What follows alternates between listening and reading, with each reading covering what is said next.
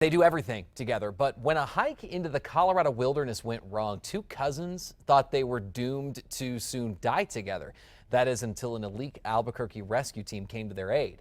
News 13's Catherine Mazzone shares their story with the help of their camera and explains why the two couldn't move on until they had met the men who saved them. Make sure you tell Mom and the family I'm okay. I'm ready. Her final farewell. And I'll see Dad in heaven. So I'll be waiting for all of you there. Love you all. Bye. Carol Powell didn't want to die, but she and her cousin Rhonda were resigned to their fate. C'est la vie. Remember Grandma.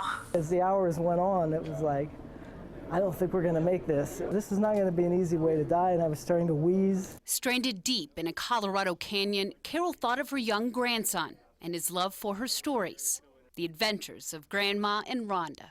Gavin would always say, Grandma, tell me another Rhonda story. And as we were sitting down there thinking, you know, this is the end, I said, this can't be. This would not be the last Rhonda story. 36 hours after getting lost in a sprawling wilderness area, the two were safe in the care of their rescuers. And so began another story. They are why we're still alive today, and the least we can do is go out there and thank them. To Albuquerque, where a group of airmen are anxious to meet them. It's really cool to meet these individuals later on. A first for para-rescueman Matt Champagne, even after 10 years on the job and more than 400 rescues. But the two women are looking for a little more than a visit.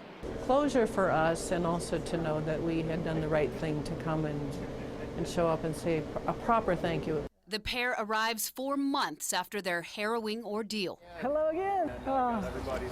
Our pilot. Oh, thank you, pilot. Really nice to meet you. The reunion continues upstairs, where a room of gifts and answers await them. We heard a voice say, Rhonda and Carol, we are the U.S. military here to rescue you. It's like, wow.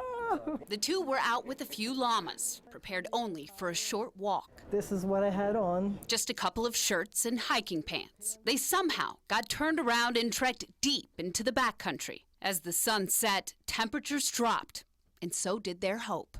But guys like Champagne Good to see you guys again. do their best work at night. Thank you. With a suit on. And Carol, our pleasure. thanks a lot. Yeah, our Thanks, pleasure. we really appreciate you. Yeah, no problem. The military reached out to Kirtland-based airmen after local crews failed to find them. Incredible relief. A sound like I'll never forget in my lifetime. You know, I said to Rhonda, that's a helicopter, and they're flying at night, you know, and they're coming near this canyon. I think they're going to see us. And they did. With night vision goggles, we can see a flashlight from miles and miles and miles away. When I saw that helicopter, it just started flashing it, shining it on the llamas, shining it on Ron. And the aircraft, everyone on the radio was like, oh my God, we found them. It was pretty incredible. We were all celebrating the aircraft. They gave us big hugs, and it was very personal and beautiful.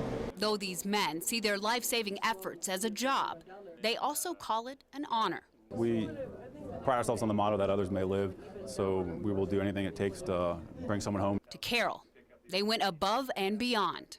They're why her grandson will never have to hear this message. I'm so sorry, Gavin, but I love you to pieces. And why the adventures of Grandma and Rhonda will continue. So Rhonda drove in from Durango, and Carol flew from Ohio to meet the crew. At last check, Rhonda's 2 llamas are still missing. What the women thought was so important to bring for the men, I'm working on that for our next hour. Back to you.